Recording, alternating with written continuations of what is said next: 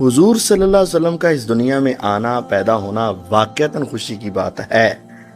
اس پر ناراض ہونا یہ کفار کا طریقہ ہے، اور حضور کی آمد پر خوش ہونا یہ اہل ایمان کا طریقہ ہے. لیکن خوشی منانا اور خوش ہونا اس میں فرق ہے. اچھا، خوش ہونا تو ہم ہر مسلمان خوش ہے، ہم ابھی بھی خوش ہیں. آپ خوش ہیں نا؟ میں بھی خوش ہوں. تو یہ خوش ہونا اور بات ہے، اور خوشی منانا جی اور بات ہے. اچھا، حضور کی پیدائش پہ خوش ہونا یہ مسلمانوں کا طریقہ ہے، لیکن خوشی منانا یہ قرآن و سنت کا طریقہ نہیں ہے. نبی پاک صلی اللہ علیہ وسلم، صحابہ اور چاروں اماموں میں سے کسی کا طریقہ نہیں ہے. خوش ہونا الگ ہے اور خوشی منانا الگ ہے. رسول اللہ صلی اللہ علیہ وسلم نے خود خوشی نہیں منائی. جیسے آپ صلی اللہ علیہ وسلم نے فرمایا کہ میں پیدا ہوں سوموار کو تو میں روزہ رکھتا ہوں، یہ خوشی کے زمرے میں نہیں آتا. لوگ اس کو دلیل بناتے ہیں. آئے ہائے، کیا بات ہے، بہت اچھی بات ہے. پہلی بات تو یہ ہے کہ اس میں حضور نے تاریخ کو دلیل بنایا کہ دن کو بنایا؟ دن کو بنایا، دن کو. اور ہمارے ہاں کیا بنایا جاتا ہے؟ تاریخ. تو یہ حضور کی مخالفت کیوں؟ یہ 12 ربیع الاول دیکھتے ہیں، دن کوئی سا بھی ہو. ہاں حضور نے دن دیکھا ہے، تاریخ کوئی سی بھی ہو. ٹھیک ہے. ایک بات. دوسری بات یہ ہے کہ حضور صلی اللہ علیہ وسلم نے سارا سال سوموار کے روزے رکھے یا ربیع الاول کے مہینے کے سوموار کے روزے رکھے؟ سارا سال کے رکھا. سارا سال ہاں، رکھے. ایسے. یہ کیوں نہیں کرتے؟ تیسری بات یہ ہے کہ حضور نے روزہ رکھ کے ان کے سارے کھانے پینے بند کر دیے. ہاں یہ تو ہے. تو انہوں نے سارے کھانے پینے شروع کر لیے. اور اس سے سب سے بڑھ کر دیکھیں، جو چیز کتاب و سنت ثابت ہے یہ کریں، ہم ان کے ساتھ ہیں. ساری زندگی سوموار کا روزہ رکھیں اور روزے میں سحری افطاری کروائیں، کوئی مسئلہ نہیں. لیکن یہ جو جھنڈیاں لگانا، جلسے کرنا، جلوس نکالنا اور بنگڑے ڈالنا اور سارے علاقے سجانا اور پھر وہاں میوزک چلانا اور حضور کا روزہ بنا دینا اور خانہ کعبہ کی تصویریں بنانا، اگر یہ بنانا ثواب ہے تو رات کو ڈا دینا. پھر رات نو ٹانا، اگر بنانا ثواب ہے تو ٹانا گناہ ہوا نا. تو رات کو کیوں گراتے ہیں پھر؟ اگر یہ گلی سجانا ثواب ہے تو دوسرے دن پھر ساریاں اپنے ہاتھاں نہ لانا، وہ کیا ہوا؟ وہ تو گناہ ہو گیا. اگر وہ زمین پر گر رہی ہیں تو ان کو اٹھا کر اوپر رکھنا چاہیے اور ان کو توہین سے بچانا چاہیے. اور یہ بات ہے کہ میرے تمام بھائی بھی غصہ نہ کریں، سمجھنے کی کوشش کریں. اگر یہ دین ہوتا، ٹھیک ہے، اللہ کی قسم صحابہ اپنے جسم کے کپڑوں کے بھی پرچم بنا لیتے، اپنے گھروں کے اوپر پرچم لگا لیتے، گلیوں میں پرچم لگا دیتے، پھول برسا دیتے اور یہ سارا نظام کر لیتے. لیکن کسی جگہ بھی اس کا ثبوت نہیں ہے. اگر یہ روزہ رکھنا ہی حضور کی خوشی کا طریقہ ہے، اور ایک طریقہ ہے، تو روزہ رکھو نا، لیکن وہ بھی تاریخ کا نہیں، وہ بھی دن کا.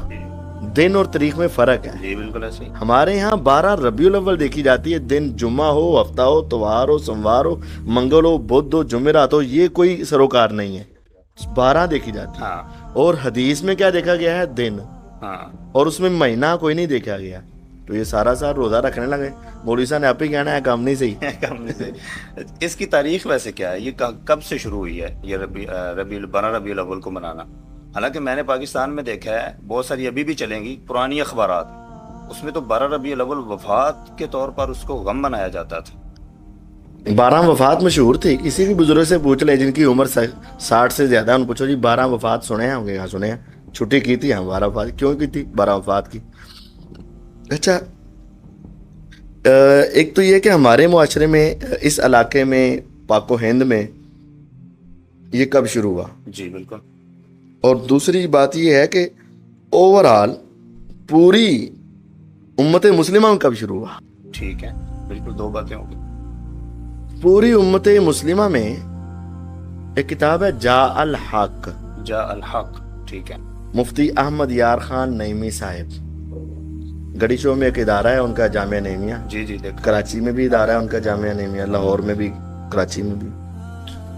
انہوں نے کتاب لکھی ہوئی ہے جاء الحق، اردو میں. آپ وہ کتاب خریدیں، میرے سننے والے نیٹ سے ڈاؤن لوڈ کر لیں، جہاں لاکھ اوپر پڑھیں ٹائٹل، مفتی احمد یار خان صاحب نعیمی ہیں، ہاں نعیمی ہیں، بریلوی مکتبہ فکر سے تعلق رکھتے ہیں، ہاں جی، سچی باتیں لکھیں گے اس میں، یقیناً سچی لکھیں گے ان کے حساب سے، تو میلاد کا عنوان نکالیں، اس میں انہوں نے لکھا ہے کہ یہ بات درست ہے، نبی کریم صلی اللہ علیہ وسلم کے دور میں، صحابہ کے دور میں، تابعین کے دور میں، خیر القرون میں اس کا کوئی وجود نہیں تھا۔ اچھا ٹھیک ہے، چوتھی صدی ہجری میں، اچھا چوتھی صدی ہجری، جی، شاہ اربل، عراق کا شہر اربل، وہاں کا گورنر مظفر الدین یا ابو المظفر، یہ کوئی نام لکھا ہوا ہے، اس نے اس کو ایجاد کیا۔ میرا اس جملے پر غور کریں، ایجاد کیا، صحیح ہے، یہ نہیں تھا کہ چلتا آ رہا تھا اس کو ذرا تبدیل کیا یا اس میں کوئی نیا ورژن پیدا کیا، یہ نہیں آیا، اس کو کیا کیا؟ ایجاد کیا۔ ایجاد ہوتا ہی وہ ہے جس کا پہلے وجود نہ ہو۔ ٹھیک، صحیح ہے، تو چوتھی صدی ہجری میں جو چیز ایجاد ہو، گویا کہ وہ پہلی 3 صدیوں میں نہیں تھی، ایسا ہی ہے، 300 سال میں نہیں تھی، تو وہ 300 سال کے لوگ جنت میں جائیں گے؟ ہاں بالکل جائیں گے، اس کا مطلب وہ اس کے بغیر ہی جنت میں جائیں، تو ہمیں بھی ان کے نقشے قدم پہ چلنا چاہیے، ہاں ٹھیک ہے، حضور اور صحابہ اور تابعین۔ اچھا یہ 4 امام ہیں، پوچھا جائے اپنے ان دوستوں سے، چاروں پر آقا ہیں، براق ہیں، چاروں میں سے کسی ایک کی بات مان لیں، مان لو، لیکن چاروں کے علاوہ 5ویں کے اندر نانا، 4 سے باہر نہیں جانا، چاروں میں سے کسی ایک کی مان لو، کوئی مسئلہ نہیں، لیکن 4 برحق ہیں، ان کے باہر 5ویں کسی امام کے پیچھے نہیں، کتنے ہیں؟ 4۔ 4، اچھا پھر امام مالک رحمہ اللہ نے میلاد منایا؟ نہیں۔ امام شافعی رحمہ اللہ نے؟ نہیں۔ امام احمد بن حنبل رحمہ اللہ نے؟ نہیں۔ ایون کہ امام ابو حنیفہ رحمہ اللہ نے؟ نہیں۔ چاروں سے باہر جا سکتے ہیں؟ نہیں۔ انہوں نے منایا؟ نہیں۔ پھر تسی منانا ہے؟ ہاں جی۔ اچھا یہ کیا بات ہے؟ یہاں تو یہ کہیں کہ ہاں 5ویں کو کوئی اور باہر کا امام مان سکتا، ہاں، جب بات آتی ہے تقلید کی یا اطاعت کی، پیروی کی، تو کہا جاتا ہے 4 کے علاوہ نہیں۔ تو جب بات آتی ہے میلاد کی تو کہتے ہیں چاروں نے منایا؟ نہیں۔ تو پھر تم 5ویں کی طرف گئے؟ ہاں۔ تو 5ویں کی طرف جانا جائز؟ نہیں۔ تو منانا جائز؟ ہاں۔ یہ جی بالکل ایسے ہی ہے۔ اچھا اس کی دلیل تو آپ صلی اللہ علیہ وسلم کے پیدائش کے وقت یعنی بڑے پہلے سے ملتی ہے، خوشی منانے کی، ہونا نہیں منانا۔ ہاں منانے کی دیں۔ ابو لہب نے اپنی لونڈی کو آزاد کر دیا تھا تو اس نے خوشی منائی تھی، غیر مسلم مناتا ہے تو ہم کیوں نہیں منا سکتے؟ یہ بہت بڑی دلیل کے طور پر بات پیش کی جاتی ہے۔ اچھا پہلی بات تو یہ ہے کہ یہ سند کے اعتبار سے بات درست نہیں، مسئلہ سمجھ لیں میری بات، اگر نہ سمجھ آئے تو کوئی آدمی آگے بیان نہ کرے، اگر سمجھ آئے تو آگے بیان کرے، نہ سمجھ آئے تو آگے بیان نہ کرے۔ ٹھیک ہے، بخاری کے اندر روایات ہیں 2 قسم کی، صحیح ہے، ایک ہے مسند با سند اور ایک ہے بغیر سند کے معلق۔ صحیح ہے، جب کہا جاتا ہے صحیح بخاری کی تمام روایات صحیح ہیں، اس سے مراد مسند روایات ہوتی ہیں، اچھا صحیح ہے، با سند روایات۔ جی، جو معلقات ہیں وہ کچھ صحیح بھی ہیں کچھ صحیح نہیں ہیں۔ جب بھی بخاری کے اوپر بات کی جاتی ہے کہ ساری اصح الکتب ہے، وہ صحیح بخاری کی مسند روایت، بخاری کا اصل نام ہی ہے الجامع المسند المختصر من امور رسول اللہ صلی اللہ علیہ وسلم و سنن و ایامی۔ یہ روایت وہاں مسند نہیں ہے، معلق ہے، اور معلق بھی منقطع ہے، ہاں، مرسل ہے، لہذا یہ روایت درست نہیں ہے۔ اچھا اے نہیں کہنا بخاری ضعیف کر دی تھی، ٹھیک، بخاری صحیح ہے، اچھا اس میں جو معلقات ہیں ان کے اوپر الگ حکم لگتا ہے۔ اگر یہ بات سمجھ آ جائے تو ٹھیک، ورنہ بات۔ دوسری بات یہ ہے، یہ ابو لہب کے بارے میں کہا جاتا ہے، پھر وہ کہا جاتا ہے کہ جناب اس کو نا خواب میں دیکھا گیا تو عبداللہ بن حضرت عباس نے دیکھا تو پوچھا کی بنیا تیرا نا، انہیں کہا جی وہ گناہ تو سزا تو مل رہی ہے، لیکن جس انگل نہ میں اشارہ کیتا جی اس انگل سے مجھے پانی مل رہا ہے۔ ہوتا ہوں میں، بالکل۔ اچھا جس وقت یہ خواب دیکھا نا حضرت عباس نے، اس وقت وہ کفر کی حالت میں تھے، ابھی مسلمان نہیں ہوئے تھے. اچھا صحیح ہے. تو وہ ایک سرگودا کے قاری صاحب ہیں، وہ اپنے سٹائل میں کہتے ہیں کافر ویکھیا کافر نو. اچھا وہ بھی خواب وچ ٹھیک ہے. کافر ویکھیا، کافر میں یعنی اس وقت عبداللہ حضرت عباس رضی مسلمان نہیں ہوئے تھے نا، تو کافر ویکھیا کافر نو، وہ بھی کہدے وچ خواب وچ مسلمانہ مان لیا. اچھا رب آکھیا قرآن وچ نہیں منیا. نہیں مانے. قرآن جب کہتا ہے تبت یدا ابی لہب و تب، ابو لہب کے دونوں ہاتھ تباہ ہو گئے، تو انگلی کتنے ہوندی ہے؟ ہاتھاں چ. تے او نے اشارہ ہاتھ والے نے کیتا نا. قرآن کہتا ہے ہاتھ تباہ، تو وہ خواب کہتا ہے ہاتھ بچ گیا. اب قرآن سچا ہے کہ خواب سچا؟ بالکل ایسے ہی ہے.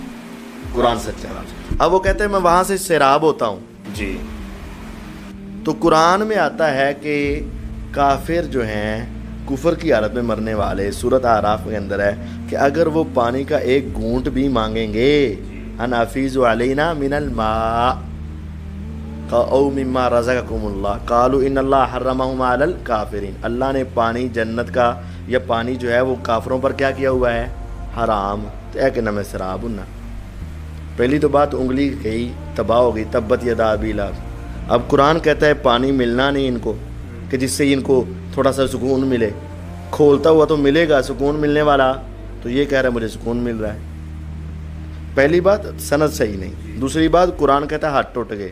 تیسری بات قرآن کہتا ہے کہ ان کو سیراب کرنے والا میٹھا پانی ملے گا نہیں. تو یہ کیسے؟